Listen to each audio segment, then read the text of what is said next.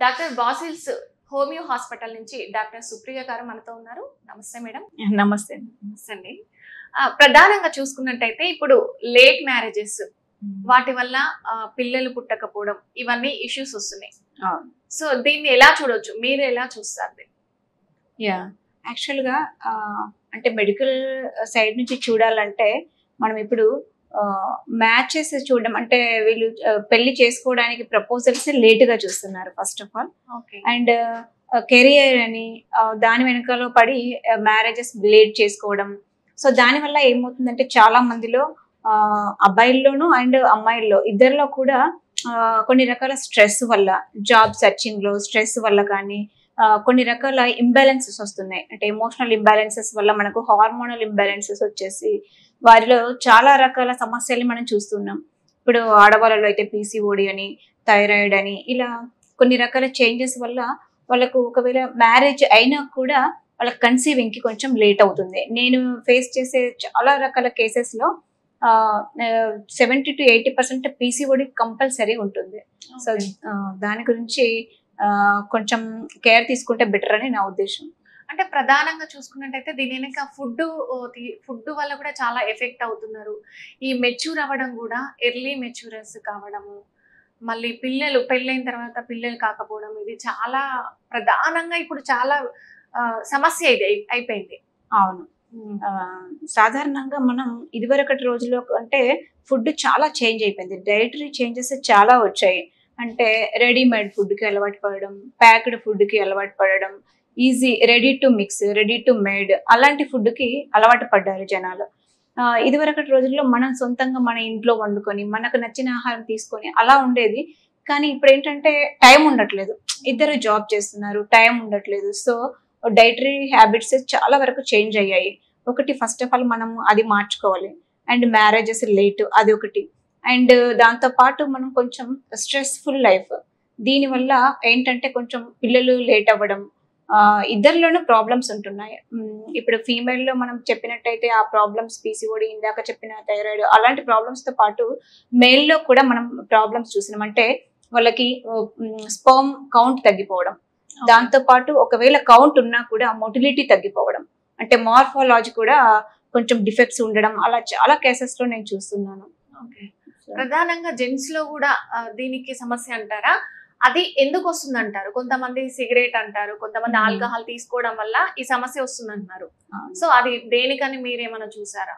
Yes నేను చూసే cases లో ఎక్కువ శాతం ఎంగేజ్ లో చాలా మంది స్మోకింగ్ హ్యాబిట్ ఉంటుంది.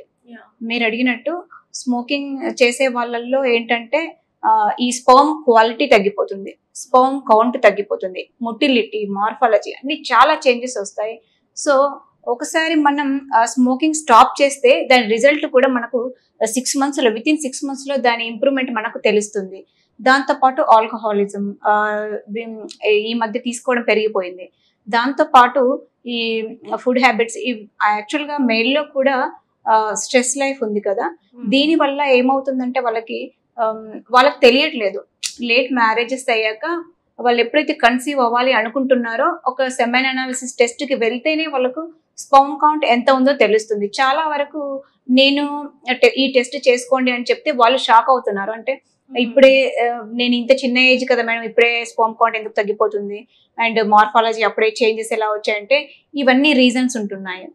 ఆల్కహాల్, అది మన ఈ ధూమపానం ఇవన్నీ యూజ్ చేయడం వల్ల చాలా వరకు క్వాలిటీ అనేది తగ్గిపోతుంది.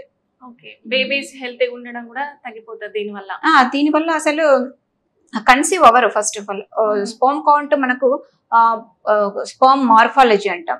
ఆ మార్ఫాలజీ మనకు చక్కగా ఉంటేనే మనకు పిల్లలు పుట్టి మంచి హెల్దీ బేబీస్ అయ్యే ఛాన్స్ ఉంటది. అదర్వైజ్ ఒకవేళ కన్సీవ్ అయినా కూడా వాళ్ళకు 3rd month లో అబార్షన్ చేయడం అలాంటివి ఉంటుంది. ఎందుకంటే హార్ట్ డెవలప్మెంట్ ఉండదు, ఏం డెవలప్మెంట్ ఉండదు. స్పర్మ్ క్వాలిటీ అనేది మనకు చాలా ఇంపార్టెంట్. ఇప్పుడు స్పర్మ్ కౌంట్ హెల్దీగా ఉందనుకోండి, బేబీ ఎలా ఉంటుంది? మీరు అన్నారు కదా ఇప్పుడు. సో కౌంట్ మంచిగా ఉంటే బేబీ ఎలా ఉంటుంది ఒకసారి అది?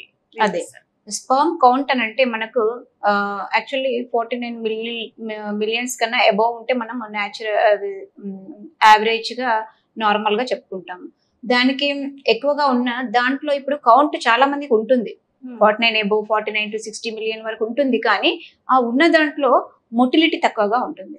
అంటే అసలు మొటిలిటీ అంటే ఏంటంటే, మనం ఇప్పుడు ఒక ఓవం ఫర్టిలైజ్ అవ్వడానికి అది మనకు స్పర్మ్ అనేది అది మొటైల్ అంటే అది కదులుతూ వెళ్ళి ఫర్టిలైజ్ అవ్వాలి. యాక్టివ్గా ఉంటేనే అది మనకు ఫర్టిలైజేషన్ అనేది ఈజీగా జరుగుతుంది.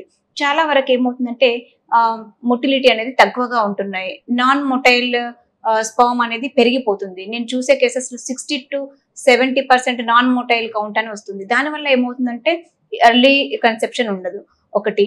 అండ్ ఒకవేళ ఈ మార్ఫాలజీ కూడా బాగుండకపోతే ఏమవుతుందంటే బేబీ గ్రోత్ సరిగా ఉండకపోవడం, మార్ఫాలజీ డిఫెక్ట్స్ వల్ల అసలు కన్సీవ్ అవ్వకపోవడం, అయినా కూడా బేబీస్ డిఫెక్ట్స్ రావడం అలాంటిది జరుగుతుంది. సో దానికోసం మేమేం చేస్తామంటే స్పర్మ్ క్వాలిటీ ఇంక్రీజ్ అవ్వడానికి మెడిసిన్స్ యూజ్ చేయమని చెప్తాం. ఓకే. ప్రధానంగా ఎక్కువ ప్రాబ్లమ్స్ అనేది లేడీస్ లో కనబడుతున్నాయా, జెంట్స్ లో కనబడుతున్నాయా? ఎక్కువ మంది లేడీస్ కే ప్రాబ్లం అని చెప్తుంటారు బయట. సో మీరు డాక్టర్ కాబట్టి నో, అది తప్పు.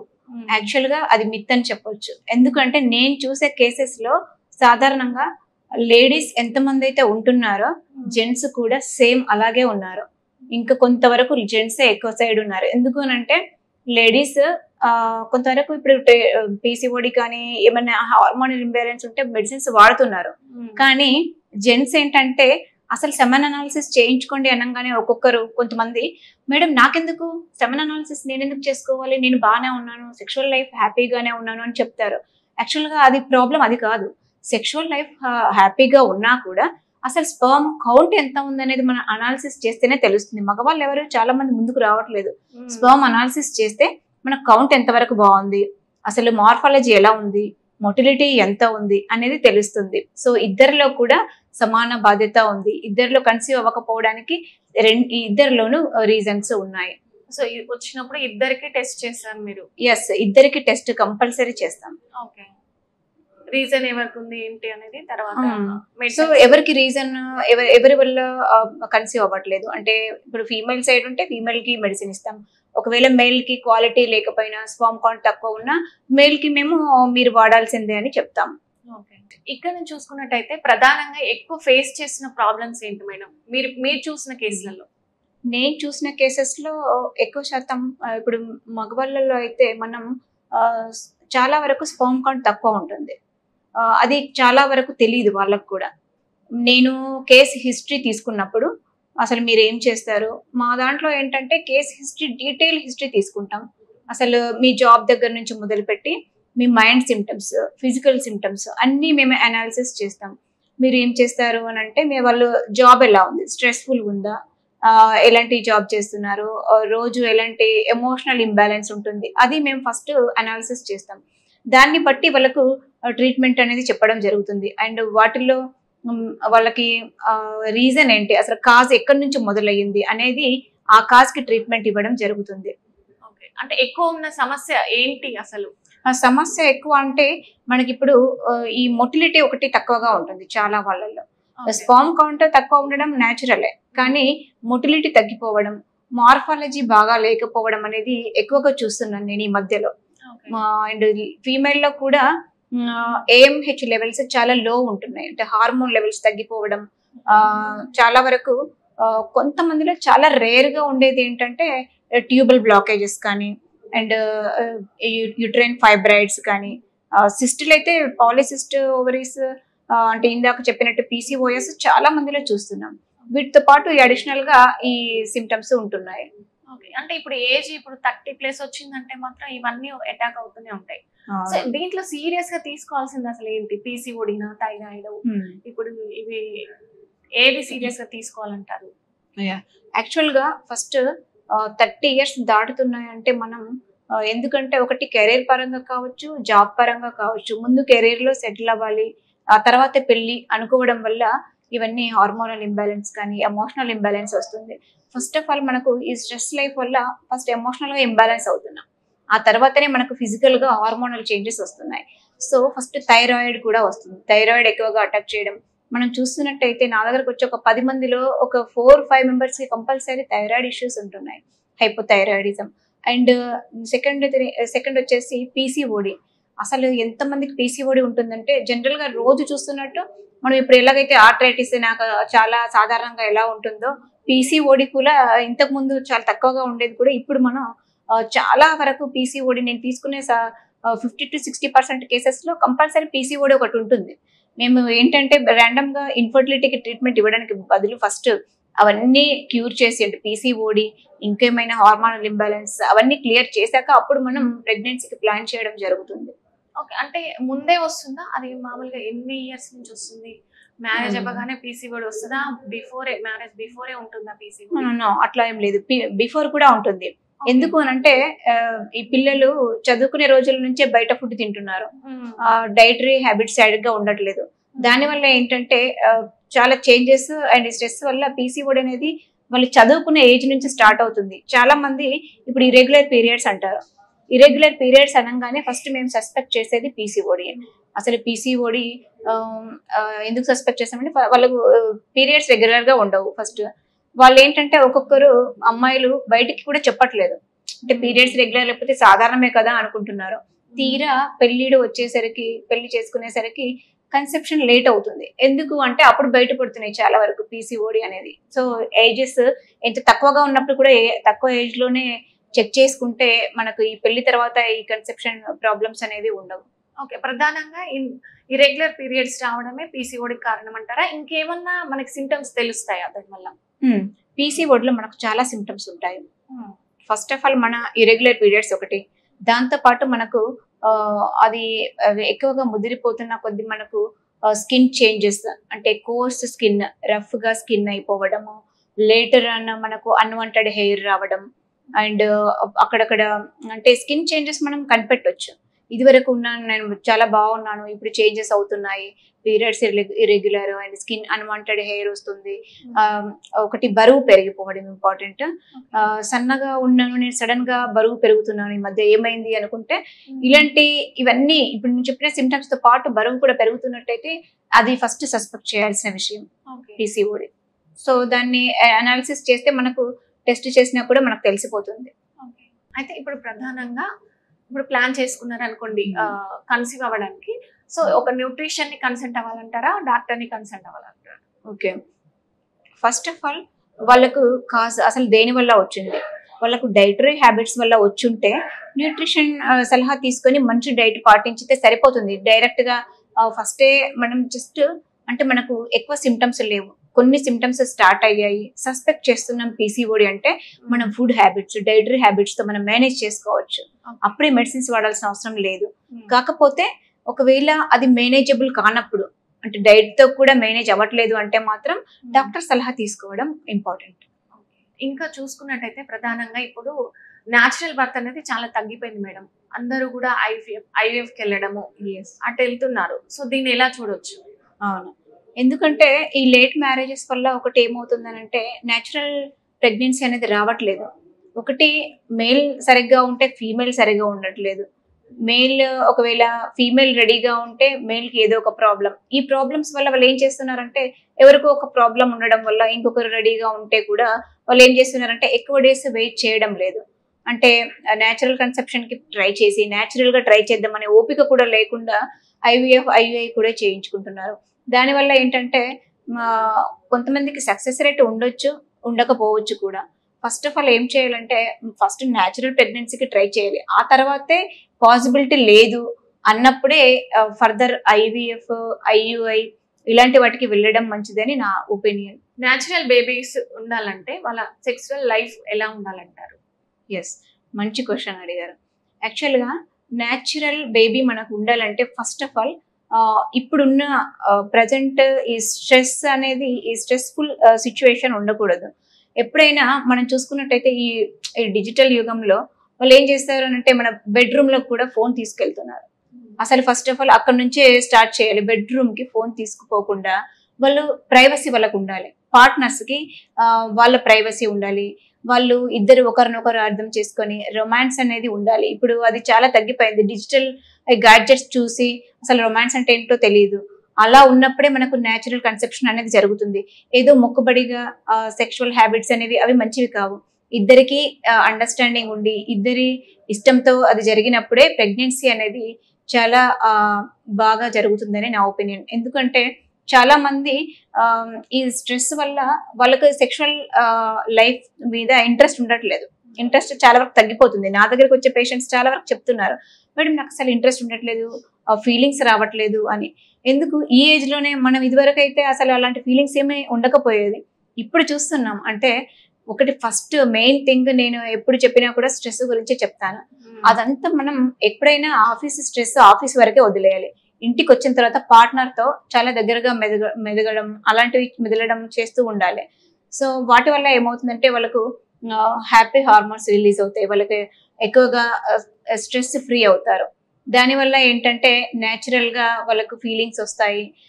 అవతలి వ్యక్తికి కూడా వాళ్ళపైన ఇష్టం ఉండడం వల్ల ప్రెగ్నెన్సీ అనేది ఈజీగా వస్తుంది. అంతేకాని మొక్కుబడిగా చేయడం వల్ల ఏంటంటే కొంతమందికి యూట్రైన్ వెజైనల్ ప్రాబ్లమ్స్ కూడా ఉంటున్నాయి. అంటే వెజైనల్ డ్రైనెస్ ఉండడం, అసలు సెక్షువల్ లైఫ్ కి ఇంట్రెస్ట్ చూపడలేకపోవడం, ఇలాంటి వాళ్ళు ఏం చేయాలంటే వాటికి ట్రీట్మెంట్ తీసుకోవాలి. అంటే వెజైనల్ డ్రైనెస్, కొంతమంది లేడీస్ ఏంటంటే ముందుకు రారు, వాళ్ళకి ప్రాబ్లం ఉన్నా చెప్పుకోరు, సెక్షువల్ లైఫ్ ఇబ్బందిగా భరిస్తూ ఉంటారు. కానీ ఇలాంటి మెడిసిన్స్ యూజ్ చేయడం వల్ల వాళ్ళు అంటే సెక్షువల్ లైఫ్ ఈజీగా వాళ్ళు కూడా ఎంజాయ్ చేస్తేనే అప్పుడే మనకు ప్రెగ్నెన్సీ అనేది వాళ్ళు ఒక హ్యాపీ థింగ్ లాగా వాళ్ళు చూస్తారు. లేకపోతే అదేదో మొక్కుబడిగా సెక్షువల్ లైఫ్ అనేది ఉండకూడదు. ఓకే, చూసుకున్నట్టయితే ఇప్పుడు పీరియడ్స్ తర్వాత కానీ ప్రధానంగా ఒక టైం అంటూ ఉంటది ఎగ్ ఫామ్ అవ్వడానికి. సో ఈ టైంలో కలిస్తే హెల్తీ బేబీస్ పుట్టడం కానీ ప్రెగ్నెన్సీ రావడం కానీ ఉంటుంది కదా, అది ఎలా మీరు ఓకే, యాక్చువల్లీ మనకు నార్మల్ 28 డేస్ సైకిల్లో మనకు ఓవ్యులేషన్ అనేది 14th డే రిలీజ్ అవుతుంది, ఓవ్యులేషన్. సో మనం ఏం చేస్తామనంటే మేము జనరల్ గా వాళ్ళ ఫస్ట్ వాళ్ళ మెన్స్ట్రువల్ సైకిల్ తీసుకుంటాం. వాళ్ళ 28 డేస్ సైకిల్, కొంతమందికి 31 డేస్ సైకిల్ నార్మల్, కొంతమందికి 35 డేస్ సైకిల్ కూడా ఉంటుంది నార్మల్ గానే. సో ఆ సైకిల్ ని బట్టి మేము ఏం చెప్తామంటే ఓవ్యులేషన్ టైం, మనకు ఓవ్యులేషన్ టైం తెలుసుకోవడానికి కూడా చాలా చిన్న కొన్ని సిమ్టమ్స్ ఉంటాయి. మనకి ఏంటంటే ఓవ్యులేషన్ టైంలో మన బాడీ టెంపరేచర్ కొంతవరకు పెరుగుతుంది. ఇప్పుడైతే అందరూ ఓవ్యులేషన్ కిట్ కూడా యూజ్ చేస్తున్నారు. సో ఆ కిట్ ద్వారా ఏంటంటే వీళ్ళకి కొంచెం బాడీ వీళ్ళకి ఎలా ఉంటుంది అంటే మనకు వైట్ డిశ్చార్జ్ అనేది జరుగుతుంది. సో అది న్యాచురల్. ఓవ్యులేషన్ టైంలో వచ్చే ఆ డిశ్చార్జ్ మనకు అంటే ఎగ్ వెయిట్ లాగా ఉంటుంది. అది రిలీజ్ అయినప్పుడు అప్పుడు మనకు ఓవ్యులేషన్ జరుగుతుందని అర్థం. దాంతో పాటు మన బాడీ టెంపరేచర్ పెరుగుతుంది. ఈ రెండు అంటే బాడీ టెంపరేచర్ మానిటరింగ్ చేసుకుంటూ మనకు ఎప్పుడైతే ఆ డిశ్చార్జ్ కనబడుతుందో అది రెండు చూసుకున్నట్టయితే మనకు ఓవ్యులేషన్ తెలిసినట్టు.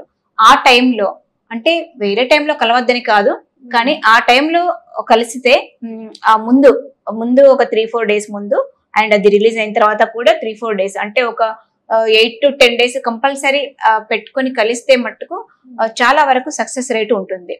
అలా అని ఆ టైంలోనే కలవాలని కాదు, వాళ్ళకి ఎప్పుడంటే పార్ట్నర్ తో ఎప్పుడైనా హ్యాపీగా ఉంటేనే ఆ టైంలో కూడా కలవడానికి వాళ్ళకి విముఖత ఉండదు. అందుకనే ఎప్పుడు ఇంట్రెస్టింగ్ గా ఉండడమే బెటర్. ఆ టైంలో ఛాన్సెస్ అనేది ఎక్కువగా ఉంటాయి. ఓకే, ప్రధానంగా చూసుకున్నట్టయితే ఇప్పుడు మ్యారేజ్ చేసుకోబోయే జంటలు కానీ ఈ పిల్లలకి ప్లానింగ్ చేసుకునే దంపతులకు కానీ మీరు ప్రధానంగా ఇచ్చే సూచనలు ఏంటి? Very good, nice question. యాక్చువల్గా ఫస్ట్ మనం పెళ్లి చేసుకుంటున్నాం అన్నప్పుడే కొన్ని క్వశ్చన్స్ వేసుకోవాలి. మనం పెళ్లికి రెడీగా ఉన్నామా? పెళ్లితో పాటు ఎలాగో వాళ్ళు 1 year వెయిట్ చేస్తారు కావచ్చు. అంటే 1 year వాళ్ళు ఒకే కపుల్ ఎంజాయ్ చేస్తాం, ప్రైవసీ ఉంటుంది అని అనుకున్నా కూడా సరే సెకండ్ ఇయర్ ప్లాన్ చేసుకోవచ్చు. సెకండ్ ఇయర్ కాకుండా 3rd year. సో ఎలాంటి క్వశ్చన్స్ వేసుకోవాలంటే హార్మోనల్ ఇంబ్యాలెన్స్ ఏమైనా ఉన్నాయా, లేదు పీరియడ్స్ రెగ్యులర్ గా ఉన్నాయా, మేల్లో కూడా సెక్షువల్ ప్రాబ్లమ్స్ అంటే వాళ్ళకు ప్రీమెచ్యూర్ ఎజాక్యులేషన్ కానీ అంటే అంగస్తంభన శీఘ్రస్ఖలనం అంటాం, ప్రీమెచ్యూర్ ఎజాక్యులేషన్ అంటే ఇలాంటి ప్రాబ్లమ్స్ ఏమైనా ఉన్నాయా, అవి ఉంటే మళ్ళీ సెక్షువల్ లైఫ్ డిస్టర్బ్ అవుతుంది. అది ముందు సరి చేసుకోవాలి. అంటే ప్రీమెచ్యూర్ ఎజాక్యులేషన్, ఈ అంగస్తంభన ఇలాంటివి ముందు ట్రీట్ చేసుకొని ఆ తర్వాత పెళ్లికి ప్రొసీడ్ అవ్వడం మంచిదని నా ఒపీనియన్. ఎందుకంటే నేను ట్రీట్ చేసే వాళ్ళలో చాలా వరకు పెళ్లి కాని అబ్బాయిలు కూడా ఈ మన అంగస్తంభన శీఘ్రస్ఖలనం ప్రాబ్లమ్స్ తో బాధపడుతున్నారు. వాటితో పాటు ఫీమేల్ కూడా వాళ్ళ సైడ్ ఎలాంటి ప్రాబ్లం ఉంది ఒకసారి చెక్ చేసుకోవాలి. ఒకవేళ వాళ్ళకి కొంచెం ప్రాబ్లం అనిపించినా, ఒకవేళ ఆ స్ట్రెస్ వల్ల అలాంటి ప్రాబ్లమ్స్ వస్తున్నాయేమో చూసుకోవడానికి కూడా ఒక కౌన్సిలింగ్ తీసుకోవడం మంచిది. ఇప్పుడైతే ఎవరు కౌన్సిలింగ్ ప్రిఫర్ చేయట్లేదు, కానీ ఒక కౌన్సిలింగ్ కి వెళ్ళినట్టయితే పెళ్లి తర్వాత ఇలాంటి ప్రాబ్లమ్స్ ఫేస్ చేయాల్సిన అవసరం ఉండదు.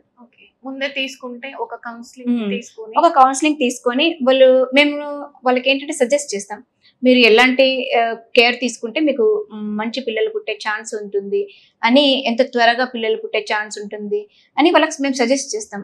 మీరు ఈ లైఫ్ స్టైల్ మెయింటైన్ చేయాలి, ఈ డైట్ మెయింటైన్ చేయాలి. ఒక్కోసారి మేము డైట్ చార్ట్ కూడా వాళ్ళకి ప్రొవైడ్ చేస్తాం. సో ఇవన్నీ పాటిస్తే హెల్దీ బేబీని వాళ్ళు ఎత్తుకునే ఛాన్స్ ఉంటుంది. ఓకే, పెళ్లి చేసుకున్న వాళ్ళకి ఏం చెప్తారు? సో పెళ్లి అయిన వాళ్ళు కూడా వాళ్ళ హెల్దీ సెక్షువల్ లైఫ్ ఉండాలి, దాంతో పాటు స్ట్రెస్ ఫ్రీ లైఫ్ ఉండాలి. వాళ్ళు ఈ డైట్ హ్యాబిట్స్ కూడా మంచి డైట్ హ్యాబిట్స్ మెయింటైన్ చేస్తూ హెల్దీ సెక్షువల్ లైఫ్ ఉన్నంత వరకు, స్ట్రెస్ లేనంత వరకు, హ్యాపీ కపుల్ ఉన్నంత వరకు వాళ్ళకు ఏ ఇబ్బంది ఉండదు, న్యాచురల్ కన్సెప్షన్ అవుతుంది. Okay, thank you madam. Thank you.